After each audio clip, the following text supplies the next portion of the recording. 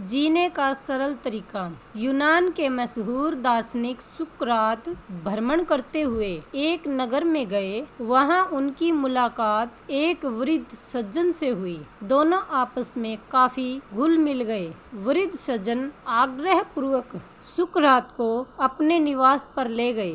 भरा पूरा परिवार था। उनका घर में बहू, बेटे, पोत्र पोत्रियां सभी थे। सुकरात ने वृद्ध से पूछा, आपके घर में तो सुख समृद्धि का वास है, वैसे आप करते क्या है? वृद्ध बोले, अब मुझे कुछ नहीं करना पड़ता। अच्छा कारोबार है जिसकी सारी जिम्मेदारियां अब बेटों को सौंप दी है। घर की व्यवस्था बहुएं संभालती है। इसी तरह जीवन सुख पूर्वक चल रहा है। मैंने जीवन के इस मोड़ पर एक ही नीति अपनाई है कि दूसरों से अधिक अपेक्षाएं मत पालो और जो मिले उसमें संतुष्ट रहो। मैं और मेरी पत्नी अपने पारिवारिक उत्तरदायित्व अपने बेटे बहुओं को सौंपकर निश्चित है। अब वे जो कहते हैं वह मैं कर देता हूँ और जो कुछ भी खिलाते हैं खा लेता हूँ। अपने पुत्र पोत्रियों के साथ हंसता खेलता हूँ। मैं बच्चों के किसी कार्य में बाधक नहीं बनता। पर कभी तो आपका मन करता होगा कि वे आपकी बात माने